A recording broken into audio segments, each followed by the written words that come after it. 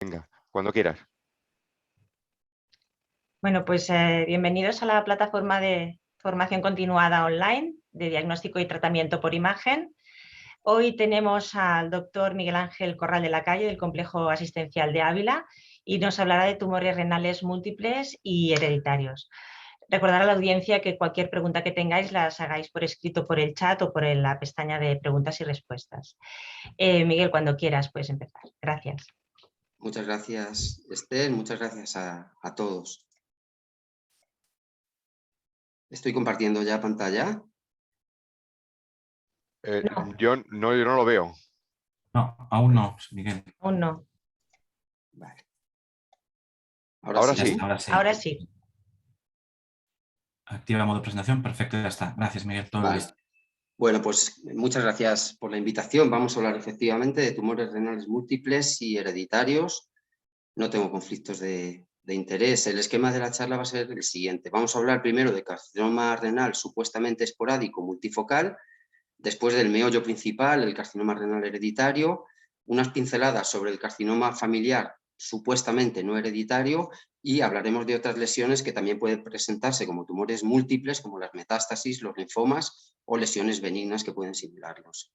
Vamos a ver primero algunos datos. El carcinoma renal es el sexto tumor en frecuencia, supone un 3% de todos los cánceres en adultos y la incidencia va en aumento por los diagnósticos incidentales que hacemos los radiólogos. Los tumores renales multifocales suponen un 2 a un 4% en las series radiológicas, aunque bastante más en series antiguas de autopsia. Cuando son multifocales, la mayor parte de las veces son bilaterales, mientras que los carcinomas hereditarios son un 5 a un 8%, aunque se sabe que hay una infraestimación en esta cifra y hay algún estudio que sugiere que hasta un 58% podrían tener un componente hereditario. Como premisa, pues hay que realizar una valoración individualizada de cada tumor y del caso en general con un abordaje multidisciplinar. En cuanto a los esporádicos, os pongo aquí esta presentación de la frecuencia relativa para que seamos conscientes de que con mucha diferencia el más frecuente es el carcinoma de células claras, que comprende prácticamente 2/3 de los tumores renales, seguidos de los papilares, cromófobos, oncocitomas, angiomiolipomas y otros.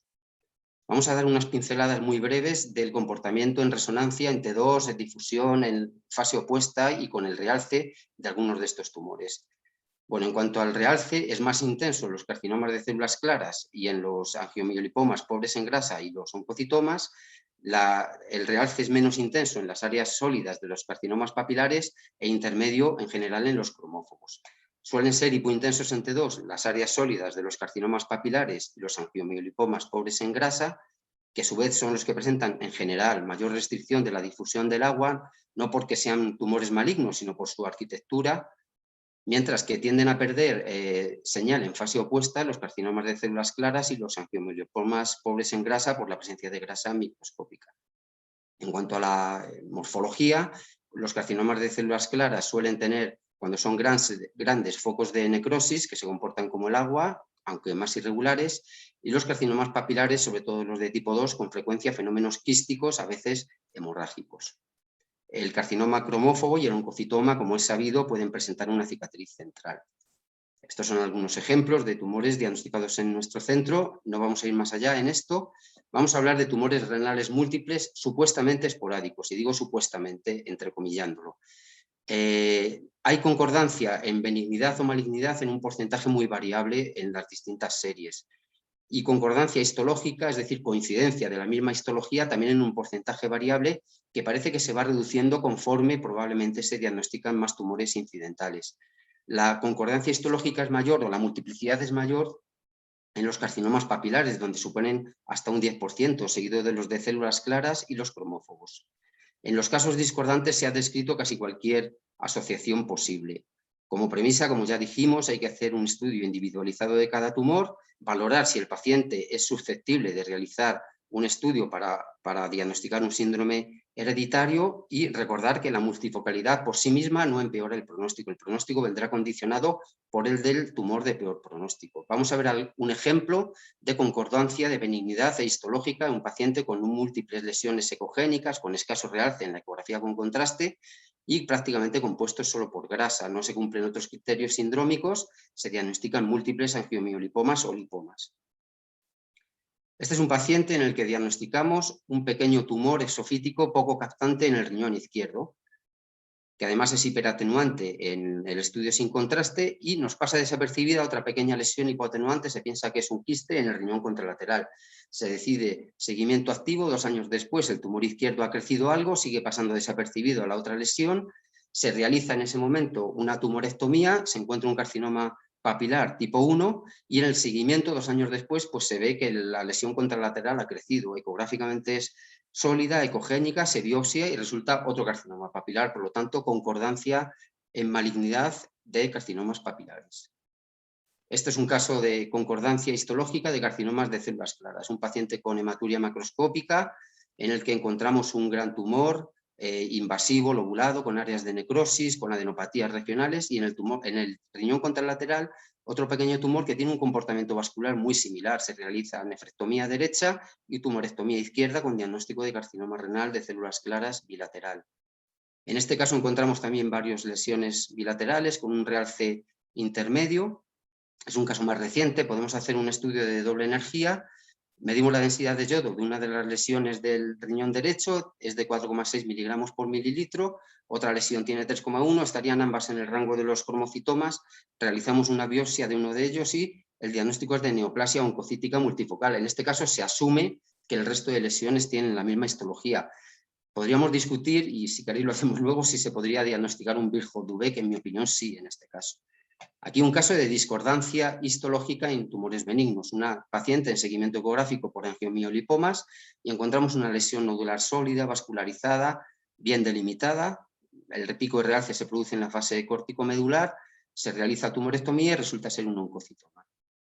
En este caso encontramos una lesión muy vascularizada en el polo superior del riñón derecho y otra menos vascularizada en el riñón contralateral, aparte de un hemangioma hepático. En el estudio dinámico con contraste, este es el comportamiento de la lesión del polo superior del riñón derecho, que alcanza estos valores de atenuación en la fase córtico-medular, y este el de la lesión del riñón izquierdo, con un realce mucho más discreto. Las tumorectomías resultaron en un carcinoma renal de células claras y un papilar tipo 1 respectivamente. Y en este otro caso, que es un error de manejo, aparece una lesión cortical en el polo inferior del riñón derecho, un realce intermedio, y nos pasa desapercibida otra lesión contralateral más pequeña. Se realiza nefrectomía con resultado de carcinoma cromófobo. 3 años después, en el seguimiento, la lesión izquierda ha crecido, es más hiperatenuante. Realizamos un estudio de ecografía con contraste y fijaos que realza más intensamente y con un pico más precoz que el parénquima renal.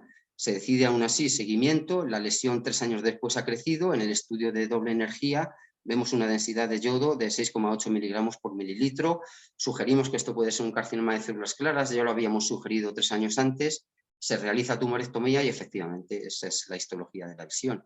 Y en este otro caso, en un paciente con hematuria y con fiebre, encontramos una lesión exofítica con áreas de necrosis, con intenso realce, muy sugerente de carcinoma de células claras, en el polo superior del riñón derecho y en el polo inferior una lesión endofítica que realza menos, con tractos densos en la grasa. Este paciente tenía además un carcinoma vesical infiltrante que requirió de cistectomía radical y en el control 6 meses después de la cistectomía la lesión del polo superior del riñón persiste estable, asumimos que es un carcinoma de células claras, mientras que la lesión del polo inferior se ha resuelto, es una pielonefritis o era una pielonefritis aguda focal. Fijaos que ahora encontramos una metástasis ósea del carcinoma urotelial que ya estaba presente previamente, aunque había pasado desapercibida. Vamos al carcinoma hereditario, que va a ser la base de la charla. Obedece a la mutación germinal en distintos genes supresores, activándose distintas vías oncogénicas. Supone, como hemos dicho, un 5 a un 8% de los carcinomas renales, asumiendo que existe una infraestimación. En todos los síndromes de los que vamos a hablar, la herencia es autosómica dominante. Se describe mutación de nuevo en porcentajes diferentes y hay pocas guías para seleccionar qué pacientes son subsidiarios de estudio y de consejo genético. En este estudio reciente esto se atribuye pues, a las diferencias de modelos de salud público-privado o también quizá a la riqueza o pobreza de cada uno de los sistemas de salud. Esta, por ejemplo, es la red PREDIR de estudio de tumores genéticos hereditarios en Francia, que hasta donde yo sé en España no existe. Deben sospecharse en principio ante pacientes con historia familiar de carcinoma renal, pacientes con carcinoma y con debut en edad joven, por convención se consideran los 46 años, con tumores múltiples o bilaterales, con datos clínicos de síndrome y con ciertas histologías. Como hemos dicho, como premisa, en el seguimiento de estos pacientes los estudios de imagen deben ser no radiantes y el patrón, digamos, general, aunque veremos excepciones, es que la cirugía cuando se realiza o técnicas de ablación percutánea deben ser conservadoras de nefronas, en principio en tumores de más de 3 centímetros. Esta es una tabla donde aparecen los 10 síndromes, aunque hay discrepancias entre autores entre cuáles están mejor o peor definidos. Los que yo creo que están mejor definidos desde el punto de vista clínico y genético. Pongo en tonos rojos aquellos que asocian morfologías de carcinoma de células claras de forma predominante, en tonos verdes los que expresan tumores con morfología papilar y en tonos azules los cromófobos.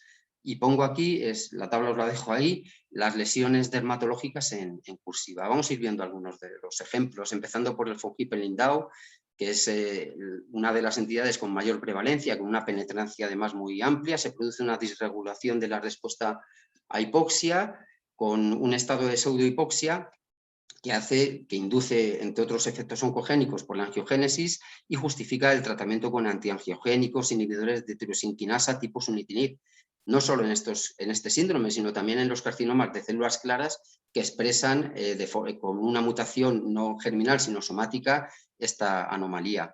Aparecen un 20% como mutación de novo. Lo que aparecen son lesiones quísticas que son pretumorales, que tienen un recubrimiento epitelial, que cuando es de más de 3 capas de células claras se considera ya carcinoma. La edad media de diagnóstico de carcinomas es los 39 años.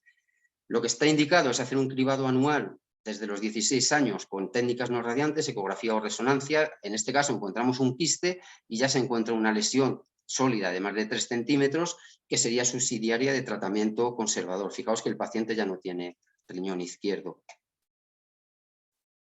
Si se sigue esta pauta de manejo de forma estricta, parece que el carcinoma renal deja de ser la causa principal de mortalidad en estos pacientes, y lo que estaría encabezado con las lesiones del sistema nervioso central, encabezadas por los hemangioblastomas, como estos puntos captantes en la médula espinal, o estas lesiones quísticas cerebelosas, una de ellas con un pequeño nódulo sólido. Otras lesiones que pueden aparecer, pues angiomas retinianos, tumores de saco endolinfático, lesiones destructivas como esta en la cresta petrosa posterior, feocromocitomas bilaterales o múltiples, también cistoadenomas pancreáticos con septos radiantes y en este caso con una pequeña calcificación central, o lesiones quísticas como en esta cola pancreática recolocada tras nefrectomía izquierda, o tumores neuroendocrinos del páncreas como en este paciente también nefrectomizado.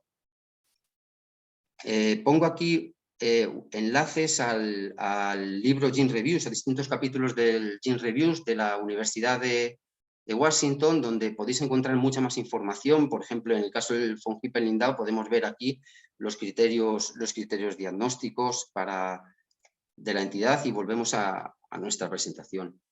La translocación del cromosoma 3 es una entidad rara, pero bien definida desde el punto de vista genético. Hay puntos variables de translocación. Parece que el diagnóstico genético puede ser relevante si hay historia familiar de carcinoma renal, pero si no existe esa historia va a haber poca probabilidad de desarrollo de estos tumores. Radiológicamente los hallazgos son similares al von Hippel-Lindau, pero sin otros datos del síndrome. El protocolo de seguimiento y tratamiento sería similar. Está bien descrita genéticamente, pero no he encontrado descripciones radiológicas, aunque los hallazgos serían similares, lógicamente. En cuanto a la mutación de la proteína 1 asociada a BRCA, sin movernos todavía del brazo corto del cromosoma 3, pues lo que se produce es un efecto oncogénico sobre la cromatina por el defecto de esta proteína. Es interesante saber que se puede producir una mutación somática en un 10 a un 15% de los carcinomas de células claras esporádicos, un porcentaje significativo, aunque desde luego muy inferior a los que expresan mutación somática en von Hippel-Lindau. En estos pacientes se describió inicialmente la asociación de mesoteliomas y melanomas cutáneos o uveales y progresivamente se han ido describiendo otros tumores. El carcinoma renal se describe en 2013, se trata de tumores de células claras en general, más agresivos de lo habitual. Esto también ocurre en los tumores que expresan esta mutación de forma esporádica y más radiosensibles. Este es un ejemplo de nuestra casuística de un tumor con mutación somática. Ojo, fue un tumor con rasgos sarcomatoides, muy infiltrante, que como veis tenía infiltración venosa y que se acompañaba de metástasis pulmonares y de partes blandas. El protocolo de seguimiento y tratamiento no está definido. En cuanto al síndrome del paraganglioma hereditario, pues puede verse por alteraciones en distintos genes, pero solamente los que afectan a las 4 subunidades de la succinato deshidrogenasa y especialmente a la subunidad B, es en los que se ha descrito asociación con carcinoma renal. La succinato deshidrogenasa es esta enzima tetramérica que interviene en el ciclo de Krebs, en el metabolismo entre el succinato y el fumarato. En el síndrome, lo más frecuente es la aparición de feocromocitomas y paragangliomas extrarenales múltiples, como este que vimos en nuestra casuística, aunque sin asociación de carcinoma renal, con áreas quísticas y hemorrágicas, seguidos de tumores del estroma gastrointestinal y de carcinomas renales. Estos tumores aparecen a una edad relativamente precoz, con cierta frecuencia son multifocales y son tumores también agresivos. En la clasificación de la Organización Mundial de la Salud, en la última versión de 2016, se considera una entidad independiente.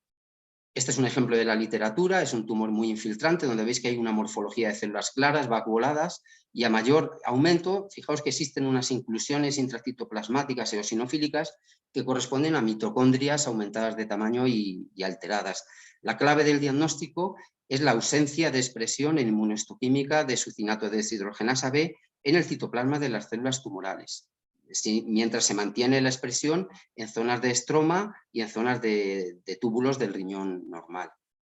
Radiológicamente, este es un ejemplo de la literatura, son tumores con datos de agresividad con cierta frecuencia multifocales. Por lo tanto, la estrategia diagnóstica y terapéutica cuando se diagnostica el síndrome ha de ser más agresiva que en el von Hippel-Lindau.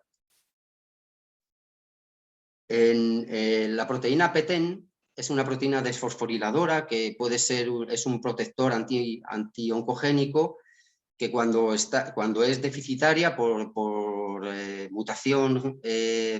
mutación, pues tiene una implicación, sobre todo en la vía AKT-mTOR, que repercute en la producción de síndromes neoplásicos, sobre todo el de Cowden y el Van Riley-Rubalcaba. El tumor más frecuente que aparece es el carcinoma folicular de tiroides, muy prevalente. Existen muchas lesiones cutáneas que se consideran patognomónicas en ciertas combinaciones y hay otra serie de criterios mayores y menores, entre los que se encuentra el carcinoma de células renales, que puede tener morfología papilar de células claras o cromófobas. Este es un ejemplo que tuvimos de unas múltiples lesiones en el riñón derecho asociadas a un trombo tumoral de la vena cava inferior y a un carcinoma folicular de tiroides, en un paciente que también tenía macrocefalia y otra serie de lesiones cutáneas. Fijaos que existen calculadoras online, como la de la Universidad de la Clínica Cleveland, donde podemos poner los datos del paciente. Estos son datos similares a los que tenía nuestro paciente, que ya tenía 40 y tantos años, tenía una macrocefalia, tenía su cáncer de tiroides, tenía su cáncer que se diagnosticó a los 46, creo que fue, tenía su cáncer renal, que se diagnosticó al mismo tiempo, y tenía también lesiones, tenía retraso mental y tenía lesiones también papilares, tanto orales como triquilemomas. Con todo esto, la calculadora pues te da una probabilidad de padecer el síndrome y de hecho es la forma en la que nosotros hicimos este diagnóstico.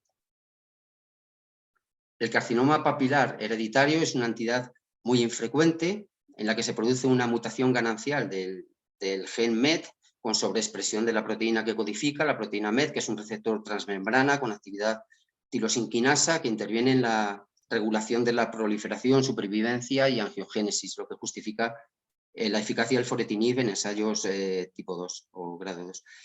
Aparecen casi siempre al final, se desarrollan carcinomas renales papilares de bajo grado, tipo 1, con una mediana de 43 años, casi siempre múltiples y bilaterales, acompañados característicamente de innumerables adenomas papilares microscópicos que se consideran la lesión precursora. Se produce una ganancia MET asociada a trisomía en el brazo largo del cromosoma 7 en un 81% de los carcinomas papilares tipo 1 esporádicos, pero mutación activadora solo se ve en un 21,6%.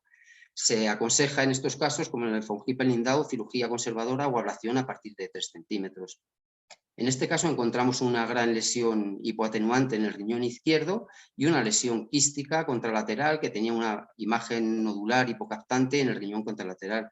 Se decidió tratamiento ablativo con radiofrecuencia del componente nodular sólido de esta lesión y los urólogos decidieron después realizar una nefrectomía izquierda donde se encontró un carcinoma papilar tipo 1 y además múltiples adenomas microscópicos en el riñón izquierdo. La consecuencia, sin embargo, fue que el paciente entró en insuficiencia renal y oncológicamente evoluciona bien, pero con esta dificultad, claro.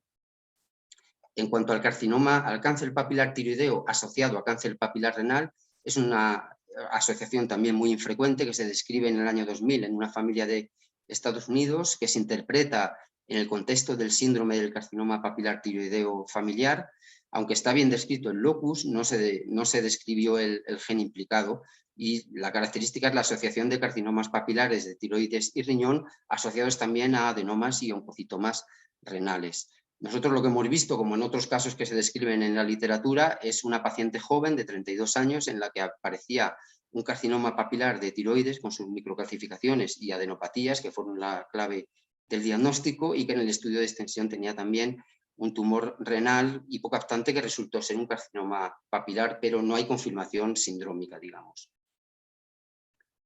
En cuanto a la leiomiomatosis hereditaria y carcinoma renal, la alteración se produce en el gen que codifica para la fumarato hidratasa, que es otra enzima mitocondrial del ciclo de Krebs, implicada en el metabolismo entre fumarato y malato. Se describe en el año 2001 en 2 familias finlandesas en las que, sobre todo en mujeres, aparecen leiomiomas uterinos en edades jóvenes muy sintomáticos que obligan a histerectomía y también leiomiomas cutáneos que a veces degeneran en sarcomas. Se describe después un tumor renal en general único, grande y agresivo a una edad temprana. Inicialmente se le atribuye una morfología de papilar tipo 2, aunque a veces aparece en morfología de túbulo quístico o de carcinoma de los túbulos colectores. Este es un caso también de la literatura. Fijaos en la estructura papilar de esta lesión con núcleos con células grandes pseudoestratificadas. Y la clave vuelve a ser la inmunohistoquímica, con pérdida de marcaje por fumarato hidratasa en el tumor, marcaje que se mantiene como control interno en zonas del estroma y en zonas de riñón normal. Hay algún otro marcador, pero no comercializado. Por esto, la Organización Mundial de la Salud lo considera una entidad diferenciada. Son tumores con muy mal pronóstico y lo que se recomienda en las guías es una resonancia anual desde los 8 años. Nosotros tenemos un caso de una paciente joven de 30 y tantos años que apareció con esta gran lesión quística con áreas hemorrágicas que en las áreas sólidas presentaban un realce muy discreto, también en el trombo tumoral en la vena renal. La paciente había sido sometida a una histerectomía años antes por miomas múltiples y muy sintomáticos y un año después de nefrectomía, pues desgraciadamente tuvo una recidiva local con extensión metastásica y falleció poco después. Por ello, las guías recomiendan en pacientes diagnosticados una actitud diagnóstica y también terapéutica más agresiva, buscando tumores muy pequeños como este de la literatura.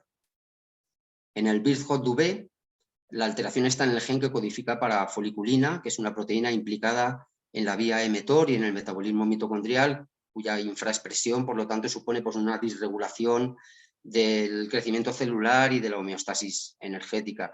Es una genodermatosis en la que las lesiones cutáneas más frecuentes son los fibrofoliculomas y los acrocordones, y en la que con frecuencia aparecen tumores renales en el espectro de los oncocitomas a los carcinomas cromófobos y a veces tumores mixtos. Hay una serie de criterios mayores, más de 5 foliculomas con al menos 1 confirmado, o una variante patogénica de FLCN en heterocigosis, y una serie de criterios menores que incluyen quistes pulmonares múltiples y carcinomas renales bilaterales, precoces y con esta histología.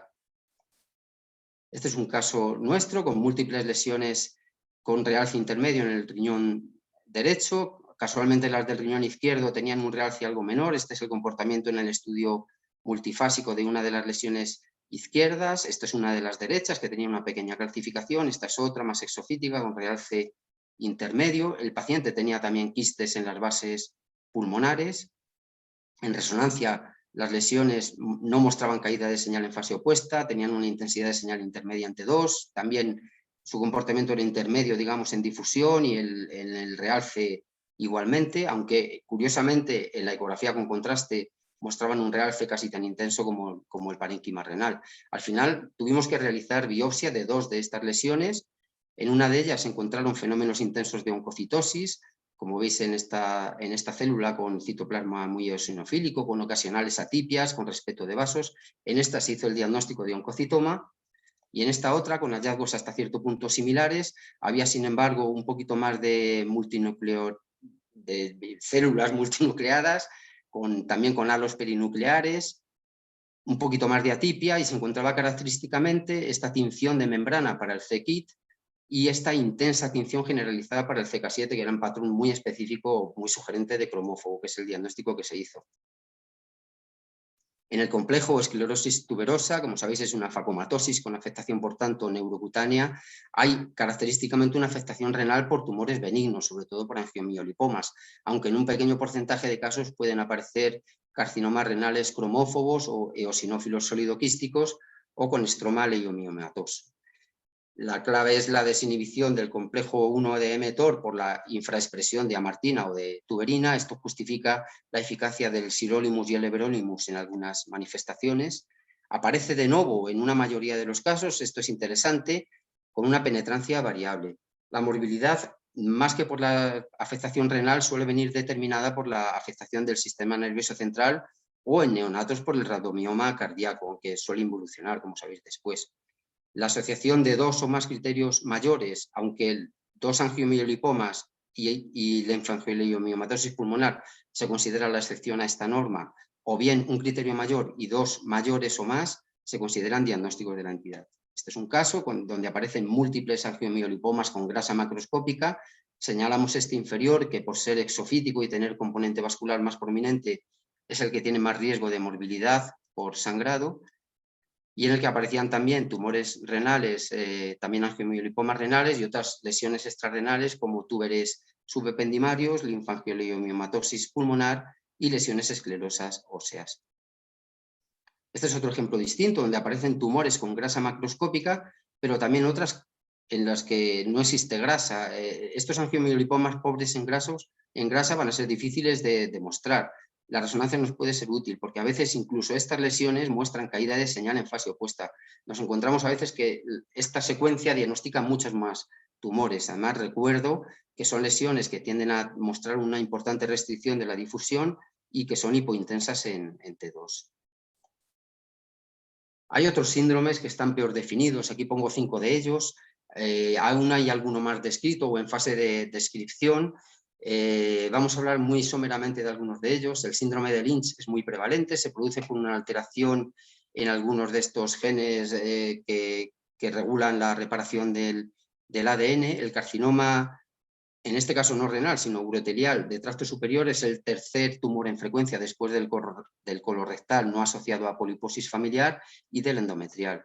Este es un ejemplo de un paciente con un carcinoma urotelial que afectaba al parénquima renal, pero que se extendía también al sistema excretor, con adenopatías regionales y una lesión sincrónica en la vejiga, en un paciente ya colectomizado por un tumor colónico. En el caso del carcinoma asociado a traslocación en el brazo corto del cromosoma X con fusión TF3, se trata de un tumor que se considera desde el año 2004 por la Organización Mundial de la Salud un subtipo específico. Aparece en pacientes más jóvenes. Parece que la exposición previa a quimioterapia puede ser un factor de riesgo. Se comportan de forma inespecífica, aunque en las descripciones en la literatura presenta un realce intermedio entre el carcinoma de células claras y el papilar, con más frecuencia de calcificaciones. Lo que sabemos es que tiene peor pronóstico, sobre todo en adultos, lo que ejemplificamos con este caso de la literatura, en el que después de la tumorectomía aparecían adenopatías retroperitoneales.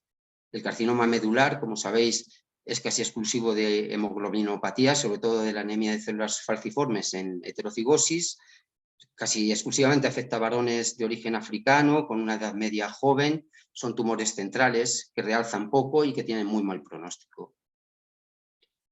El concepto del carcinoma familiar no hereditario hace referencia a la aparición de 2 o más familiares con carcinoma renal en los que no se demuestra un síndrome subyacente. Hay hipótesis que pueden explicar esto. Una puede ser que compartan factores ambientales, pero son más factibles que exista una herencia poligénica o autosómica recesiva o que existan otros genes por describir que nos dan una idea del futuro de estas entidades. Vamos a hablar, aunque sea brevemente, de otras lesiones que pueden aparecer como tumores múltiples. El riñón es el órgano octavo en asiento de metástasis, sobre todo de pulmón.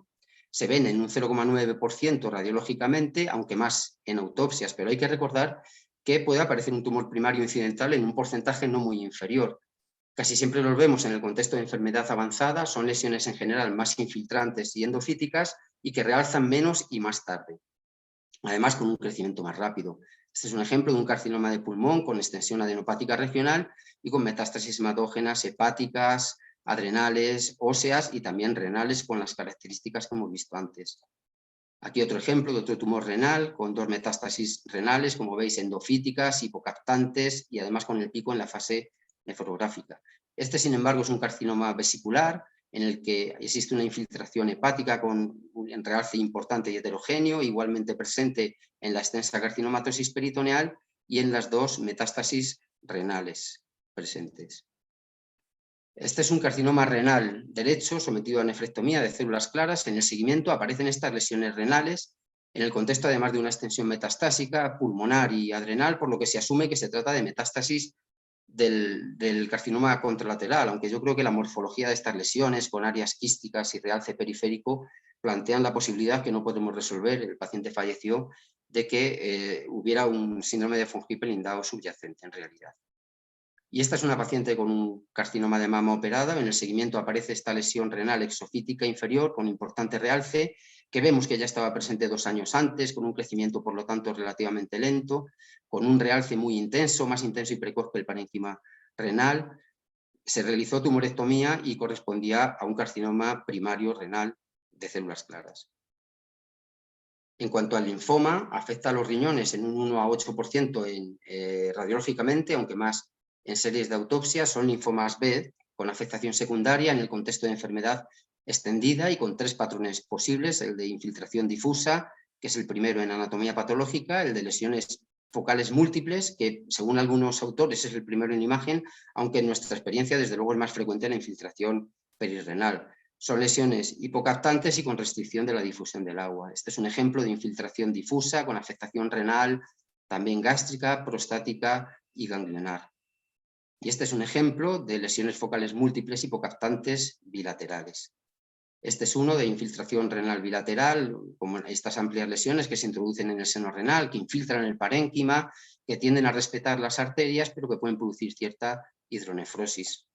Otro ejemplo de un caso parecido de afectación perirrenal bilateral con afectación también adenopática, retroperitoneal, mesentérica y pélvica. Y otro ejemplo para recordar que son lesiones, en este caso tanto la hepática que vemos ahí como la perirrenal, con intensa restricción de la difusión del agua. Disculpa, Miguel, es Sí. menos cuarto. Vale, me queda 1 minuto o 2. Perfecto, gracias. Vale, solamente vamos a hablar de algunas lesiones benignas que sin embargo pueden simular tumores, como este paciente febril en el que aparecen lesiones cuneiformes, bilaterales y múltiples con un nefrograma estriado. Obviamente son pielonefritis, focos de pielonefritis, o este paciente también febril donde lo que vemos son lesiones con realce periférico y que en su contenido muestra restricción de la difusión del agua. Por lo tanto se trata de abscesos, a diferencia del comportamiento de los quistes que ni realzan ni tienen restricción de la difusión. Y un último caso de un tumor, de un paciente con lesiones hipoatenuantes en ambos riñones, que son hipointensas en T2, esta se dispone alrededor de un quiste y que muestran restricción de la difusión. La clave del diagnóstico está en hallazgos extrarrenales. En este halo peripancreático, en esta dilatación de la vía biliar, se trataba de una enfermedad relacionada con IgG4 en la que, además de estos hallazgos que hemos visto, había afectación pulmonar y afectación orbitaria de la glándula lagrimal y de la musculatura ocular extrínseca. Las conclusiones de esta charlita serían pues, que las lesiones tumorales y pseudotumorales renales múltiples no son tan infrecuentes, son infrecuentes pero las vemos, que cuando se ven han de estudiarse individualmente y valorarse en todo el contexto del paciente, que un tumor renal en un paciente neoplásico puede ser primario o secundario, que algunos datos pueden apoyar uno u otro diagnóstico, y que ante tumores múltiples en pacientes jóvenes con ciertas asociaciones sindrómicas hay que considerar la posibilidad de carcinoma renal hereditario. Son casos complejos que exigen un abordaje multidisciplinar, tan complejos como este, en el que una paciente con un carcinoma de mama operado que ya era metastásico aparece una lesión retroperitoneal que pensamos que iba a ser un feocromocitoma, un paraganglioma, y resultó ser un neurofibroma en la biopsia, aparece un pólipo gástrico que resulta amartomatoso y aparecen múltiples tumores renales que resultan cromófobos. Aquí os dejo mi correo electrónico por si alguien me puede dar la solución del caso junto a esta frase, no sé si motivadora o desmotivadora, de Francis Bacon. Muchas gracias. Pues muchas gracias, Miguel, por esta excelente presentación. Yo Gracias. creo que a todos nos ha gustado mucho, que hemos aprendido mucho también. Y ahora damos paso a las preguntas. El doctor Pedraza pregunta si recomiendas hacer el informe estructurado en la valoración de los tumores renales.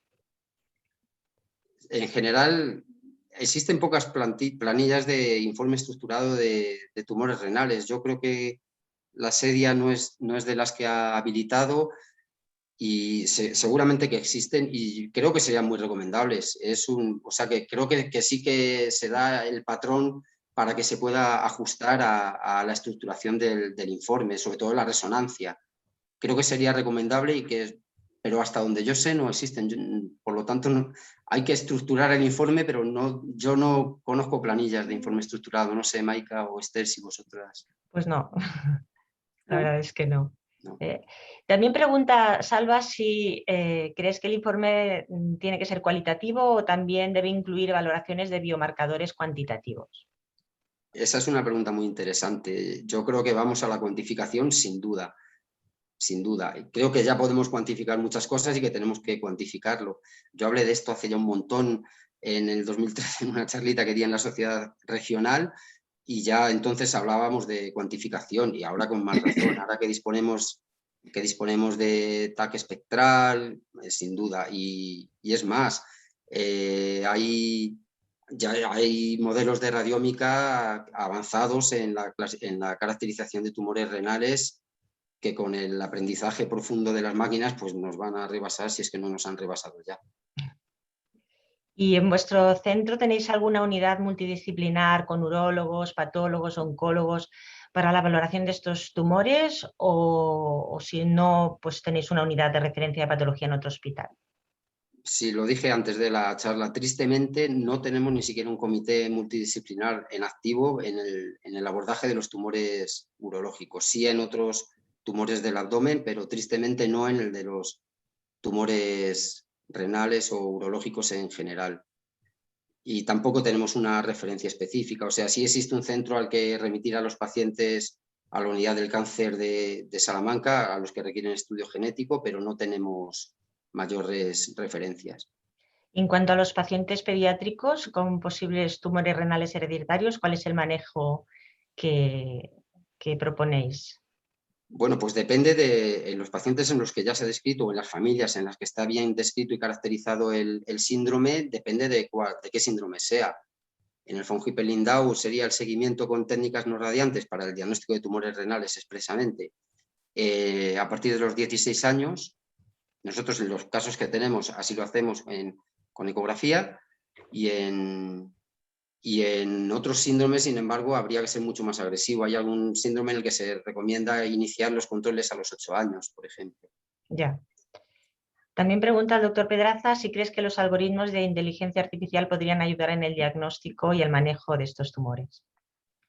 Bueno, sí, como he dicho antes, la radiómica implementada por inteligencia artificial sí que se aplica en la caracterización de tumores renales. Hasta donde yo sé, en concreto en el manejo de tumores múltiples o hereditarios, no se aplica. Yo no tengo conocimiento de sitios donde esto se esté aplicando, no sé. Y en cuanto a la elastografía para el seguimiento de los tumores renales múltiples, ¿qué es lo que opinas? Yo no tengo experiencia. Vale. Después tenemos otra pregunta del doctor Cárdenas que te saluda desde Chile y te pregunta si recomiendas el uso de los puntajes de Renal Score para el informe de los tumores renales para orientar el tratamiento quirúrgico.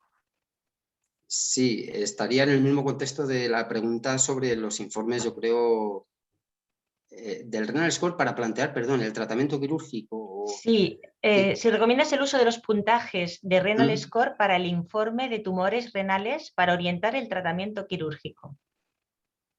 Bueno, sí, existen sistemas de puntuación para la caracterización de tumores. Yo creo que Maika avanzó ya algo de cuándo seremos capaces de llegar a diagnósticos, como ocurre con el hepatocarcinoma, ¿no? Diagnósticos que eviten la biopsia, o cuando que yo creo que estamos en un punto en el que nos aproximamos. Todavía tenemos la dificultad de los oncocitomas y todavía en nuestro centro se siguen operando oncocitomas porque no somos capaces de decir que es un oncocitoma y no un carcinoma de células claras, pero yo creo que hay sistemas de puntuación que probablemente permitan evitar la biopsia o las cirugías a un porcentaje importante de pacientes.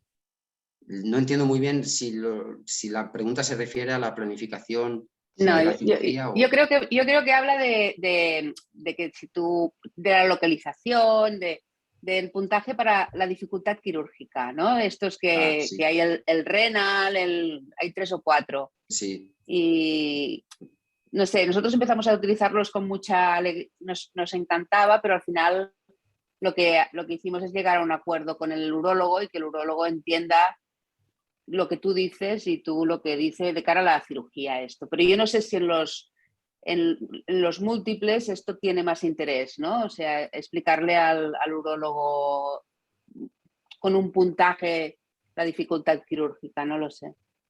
Nosotros hacemos descripciones muy pormenorizadas de la anatomía vascular y luego asumimos que nos toca 10 minutos de urólogo al lado antes de la operación. Sí. Bueno, yo quería aprovechar para felicitarte porque es preciosa la charla y con unas imágenes tan bonitas. Tienes has recogido muchísimos casos. No todos son de nuestro centro, hay algunos que son de amigos de Madrid, Valladolid. Y yo quería preguntarte una cosa porque he visto que puede ser que estés publicándolo en el Radiología ya esto o... Bueno, a ver. Hombre, lo he visto, ¿eh? digamos que la nueva editora jefe me ha propuesto hacer una publicación en Radiología, sí. Porque sería súper... Bueno, la charla es preciosa y la podremos recuperar y yo creo para los residentes es fantástica. Pero si está escrito, pues también estaremos muy contentos. Y también aprovecho que tenemos una nueva editora jefa, ¿no? Que animar a todo el mundo a que publiquen en Radiología, porque tiene la ventaja de que puedes escribirlo en español, te lo traducen en inglés y además es open y es gratis. O sea que ya he hecho aquí la cuña publicitaria. No, y yo la apoyo totalmente, Maika. Me parece que estamos en una oportunidad nueva además y que hay que apoyar. Mira, si me permitís, hay una última pregunta y ya te doy paso, Maika. La doctora Garriga pregunta, Miguel, si desde tu punto de vista deberíamos los radiólogos ser consultores de los oncólogos de consejo genético antes de realizar nuestros informes para ser más precisos en las recomendaciones. Sí, creo que sí, que tenemos un papel importante. A ver, son entidades difíciles de manejar y creo que sí que nosotros muchas veces podemos asumir el protagonismo de ayudar a decidir qué pacientes han de someterse a estudios genéticos. Hay que tener en cuenta que los estudios genéticos también tienen sus contrapartidas, ¿eh? Una de ellas es que muchas veces, y lo digo hasta por experiencia personal, se pueden diagnosticar estas variables de significado incierto que a lo mejor van a aportar luego más angustias en el paciente y en sus familiares y que hay que también ser selectivos. Está en la implicación de los costes económicos y estas otras implicaciones, pero sí creo que podemos tener el protagonismo suficiente para ser consultores de los oncólogos en esta toma de decisiones. Sí. Pues Maika, unas últimas reflexiones por tu parte. Pues la primera, bueno, volverte a felicitar, es que me gustan tanto las charlas con muchas imágenes y ¿no? que vas aprendiendo. Y además es una patología tan difícil, tan difícil. Entonces yo lo primero que recojo es que realmente tendríamos que tener un informe estructurado en la sedia, ¿no? Yo creo que esto es una cosa que tenemos que ir haciendo, que me da la sensación de que ya vamos llegando a poder caracterizar, que falta poco para que nosotros podamos decir, esto es un oncocitoma, no le hagas nada más, o esto es un papilar, un angiomiolipoma, que no hemos llegado, pero que llegaremos pronto. Yo más que la inteligencia artificial, que la veo un poco verde, ¿no? Y que a veces tienes disgustos porque estás allí horas y horas haciendo cosas y luego no te sale nada, yo creo que los modelos predictivos nos van a ayudar. Y yo creo que, por ejemplo, Pedrosa, ¿no? Que está obsesionado con esto, yo creo que está a punto. Yo creo que va a sacar pronto ya un... Y luego otra cosa que me ha gustado mucho de la charla y que yo creo que lo tenemos que hacer todos es, sentarnos con el urólogo, por supuesto, pero sentarlos, como has hecho tú, seguro, con el anatomopatólogo, ¿no? Porque es que te lo sabes todo. No, esto me lo han contado ellos. No, pero que no tenemos, que la relación con el anatomopatólogo es imprescindible en nuestro como radiólogos. Sí, eso es ¿no? así, Maika. Y de hecho, el caso de leiomiomatosis hereditaria se diagnosticó de carcinoma papilar tipo 2 originalmente. Ha sido una revisión, desgraciadamente, post-mortem de la paciente en la que retomamos, a instancias nuestras, se retomaron las muestras y se hizo el marcaje con el inmunohistoquímico que permite el diagnóstico. O sea, es fundamental, efectivamente. Pues nada, felicidades. Muchas gracias. Os dejo con el doctor Pedrazas y hace Sí. unas últimas y nos despide. Gracias, Esther. Bueno, como siempre, agradeceros a ti, Esther, por tu excelente moderación. Maika, muchas gracias por tus comentarios y tus palabras de apoyo a Miguel. Y Miguel, yo creo que ha sido una charla magistral. A ver, como dice Maika, es para volver a verla y suerte que Cristina ha tenido, como siempre, de nuevo un acierto para invitarte a hacer la sesión. O sea, que todo el mundo estaremos deseando ver tu artículo en la revista Radiología. Yo creo que lo que nos has dicho fundamentalmente es, a ver, cuidado, señores y señoras, no es tan raro los tumores múltiples hereditarios en jóvenes, lesiones múltiples, ciertos síndromes, pensar en ello. Y después has hecho una, vamos, maravillosa descripción de todos los síndromes. O sea, esto es de lujo, es un lujo. Entonces yo creo que esperamos la publicación y te animo a que sigas un poco trabajando en el tema porque eres como nuestra luz en este tema. No sé si quieres añadir algún tema, alguna idea más, Miguel. Agradezco muchísimo las palabras de los tres. Quiero animaros, el Gene Reviews es un libro estupendo que se va actualizando desde la Universidad de Washington, es de acceso gratuito y la luz, yo creo, más que en mi modesta presentación, está ahí. Ahí hay muchísimos datos que en el paciente, en el día a día, pueden ser de utilidad, y de hecho lo son. Perfecto. Bueno, pues seguiremos tu consejo. Solamente decir a la audiencia que mañana tenemos la sesión sobre maltrato infantil a propósito de un caso, que los ponentes serán Joan Perelló y Julia Carbonell del Hospital de Girona. Estáis todos invitados. Que tengáis un buen día. Gracias, Miguel, gracias, Esther y gracias, Maika. Nos vemos mañana. Gracias. Un saludo. Adiós. Adiós.